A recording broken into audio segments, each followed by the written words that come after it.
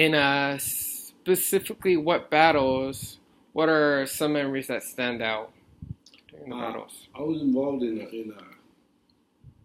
an operation called Urgent Fury that a lot of people don't know about and stuff. This was when the Cubans went down to one of the islands chains off of the coast of South America, and they basically took over the island. There was a medical school there where there was a lot of American students were studying there.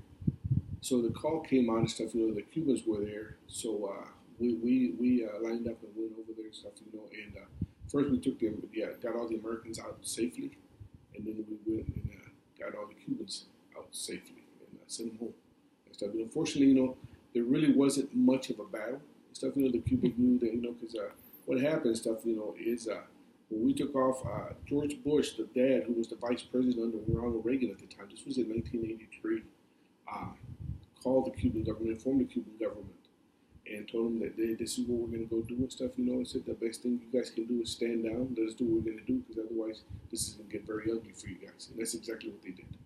So during that time period, we had what they called a cast iron cruise, meaning that we flew hard crews over and over again.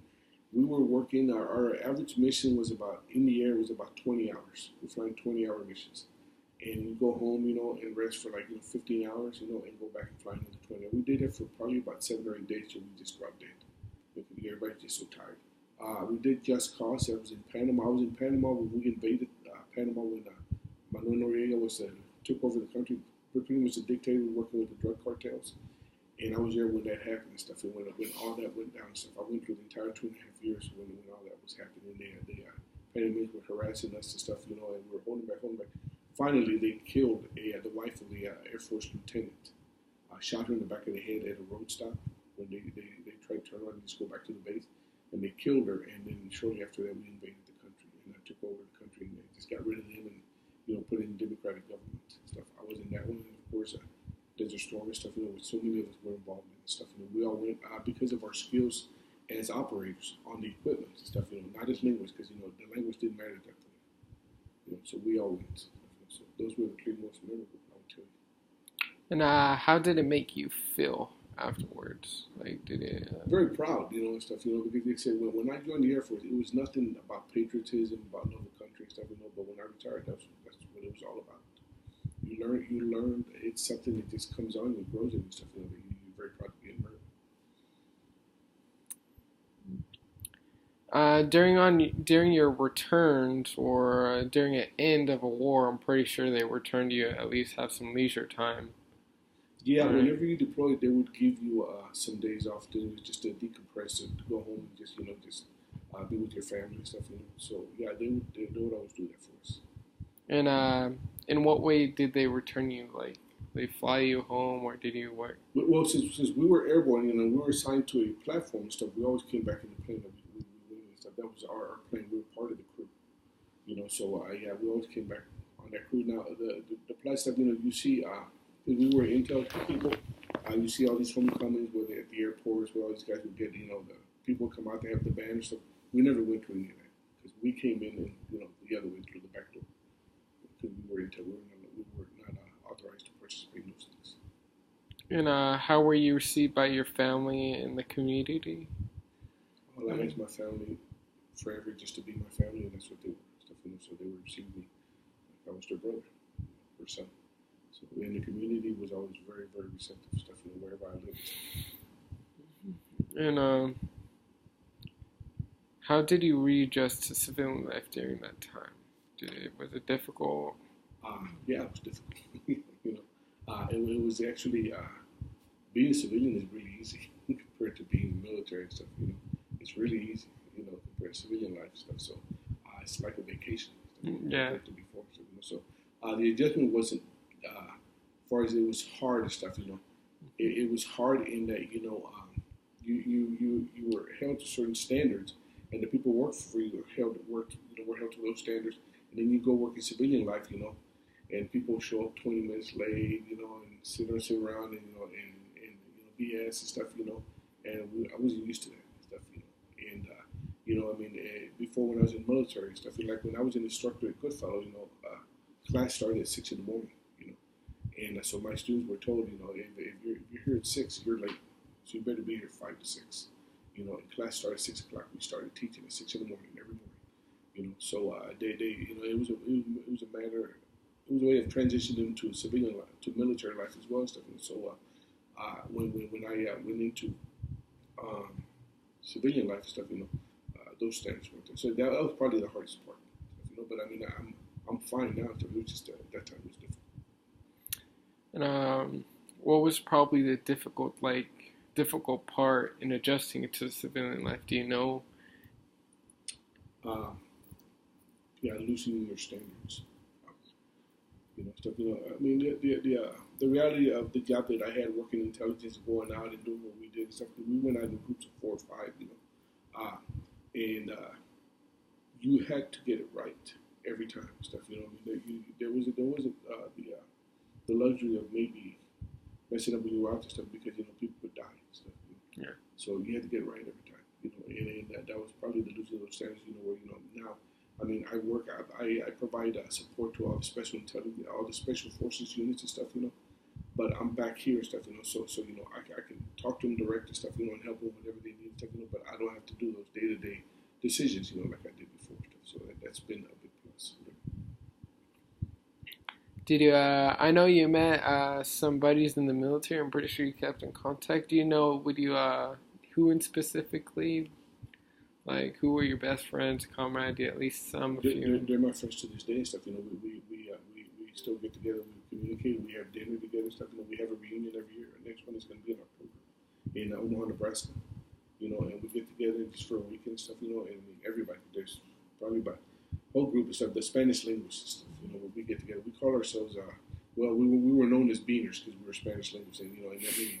Yeah. The Beaner, for us, was whether it didn't matter whether you were Hispanic, white, black, Asians, if you were Spanish linguist, you were a Beaner. So we have friends. I have friends who, very good friends of mine who are white, and they say, "Yeah, I'm a Beaner," stuff. And they say it right. It has everything to do with your job and stuff. The other guys who worked other languages and stuff, who are also still very good friends of mine. We keep in touch and we get together from time to time. It's a very close family. And do you know any specific organizations you partake in or are part of? The best one, the most important one to me is the organization, and there's a website, the Freedom Through Vigilance Association, FTVA.org. It's an amazing thing, and it has to do with all the intelligence folks and stuff. Whether you're enlisted, whether you're officer and stuff. It's a humongous. There's probably about 2,500 people involved in this organization, and we provide a lot of support to whenever we lose one of our own stuff, an intelligence operator, and we lose it from time to time. We will rally around that individual's family and make sure they got it, they have everything they need, and they have to travel somewhere. We take care of the expenses, things of that nature, stuff. So we still take care of our own to this day. Would you like to include a personal note for people who are watching this about the organization, like any donations, and let them know? The FTVA.org is one that I highly recommend. There's another one called the Prop Wash Gang, and the Prop Wash Gang is named after back when this organization started. It was all the planes were propeller driven. There was no jet engines. So whenever you started, like a C-130, it still used propellers and stuff. All that wind and you had condensation kicking to the back. That's known as prop wash. So the Prop Wash Gang named after that stuff. Just a memory of what we went through and stuff. That also is a big organization, and they provide a lot of support and stuff. We also provided support, like during the holidays and stuff for all of our troops, intel troops that are deployed out in the middle of nowhere and stuff. We always do a fundraiser and we send them Christmas gifts and stuff. Whether it be stuff to eat, stuff that they need. Sometimes they need. I mean, simple things. They may want a music player, stuff. We'll buy and send it to them and stuff. So we continue to take care of our own stuff and try and pass that legacy on, so that when they get to our point, they'll pass it on to the younger generation. And those are two very good organizations. How long has the organizations been? Both of those, the Prop Wash Gang has been around for quite a while. So like I said, some of these guys came in the 50s, joined the Air Force in the 50s, and the FTVA has probably been around for about 20 some odd years. It's the most well received one and stuff. They have a remember service. We have one every September. We get together and we do a service for all of our members who have either passed, or especially we do it for any members who have died during wartime activities. And we tend to lose some every year, and we have their families come down. You know, we do a memorial service for them here in San Antonio. What have you done? What have you done since you departed from the departure from the military? I was recruited and I served with CIA for 7.5 years. I went to Africa and I worked some of the freedom mission out there. And then I was sent to Bogota, Colombia, where I spent the rest of my time and stuff and working some of the FARC insurgency issues out there. So I worked with not only the CIA, but I also worked with DA a lot because there's a lot, of course, the narcotics situation in Panama and Colombia is very, very bad. That's where the cartels are. You know, and you've seen my wall. I have some awards that I've received from DEA for some of my work. And during this time, do you still feel affected? Does the war, like these experiences during the military or any type of wartime, affect your life or anything on a daily basis? Well, I still work that mission because I'm still an intelligence officer. So, I still take a very personal interest in these issues and stuff. You know, I try and stay on top of them. I no longer work the drug missions, but I still take a very special interest in that because I've worked it so much and I have so many friends that are still working that mission. You know, so it has a personal, value for me. And what are some life lessons did you learn out of it? For me, well, like I said, with the family we had and stuff, it's family first and stuff. Whether it be your personal family or with me, what I call my Air Force family. You never leave a man behind, and you take care of each other and stuff, and never leave a job incomplete. It's in you to go do something, do it right the first time. And during the service, what impact did he do about the feeling about the war and the military in general? I can tell you, I joined the Air Force, and it was primarily for financial reasons. Mm-hmm. But I came to see what the value of the military is and stuff. I see so many people saying that the military is not completing the job, but we only do what we're told and stuff. And we have civilian leadership, namely, our White House, who makes those decisions, and we salute smartly and we do it, whether we agree with it or not and stuff. We do as we're told. So my opinion of the military, I think it's an amazing organization, who does amazing things, but I think that we're being held back to a large degree because of the policies that are in place right now. And during the military, how much have you felt like it changed, or has it changed since? Tremendously and stuff. When I joined the stuff, we were the job that I had.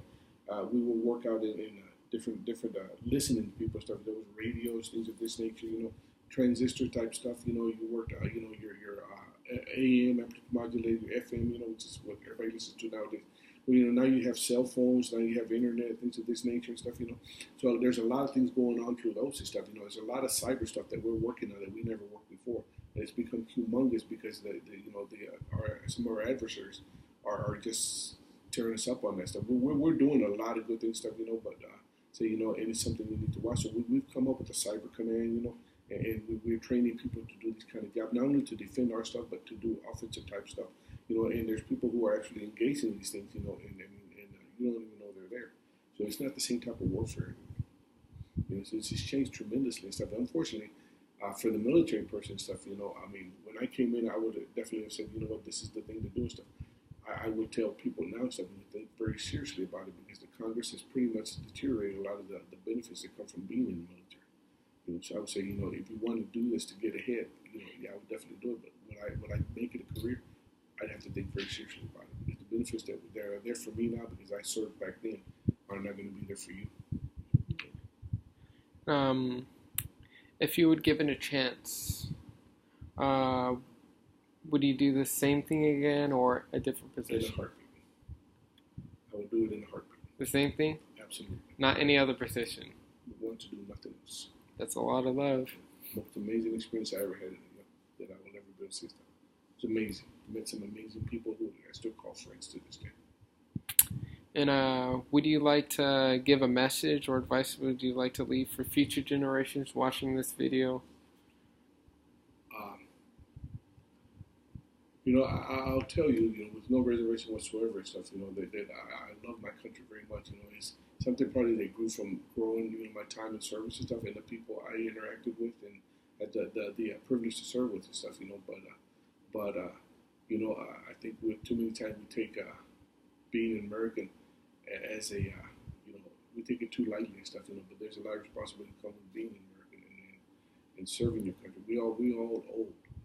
Whether it be a local community service, we all owe something back to our community. Whether it be locally, nationally, internationally, whatever, but we owe something to our community. It's a privilege to be an American. So that's what I would say. And do you would you like leave a message for your family or future servicemen, if you can, specifically, or wise words? I think my family has my message and stuff. They know that exactly how I feel and stuff. And they all have my Air Force T-shirts, so they know exactly how I feel. And how much love I have for the Air Force and for the military in general. But I am like I tell them and stuff. I send them a text every morning. Every morning on Monday, because I get up at 4 to go to work. So I send them a message stuff. And I tell them, hey, what I get to do today? I get to serve my country.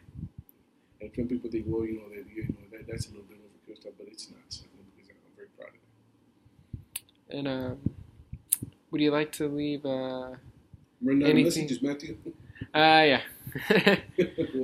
Well, go ahead. Sorry, no, it's anything you would like to add?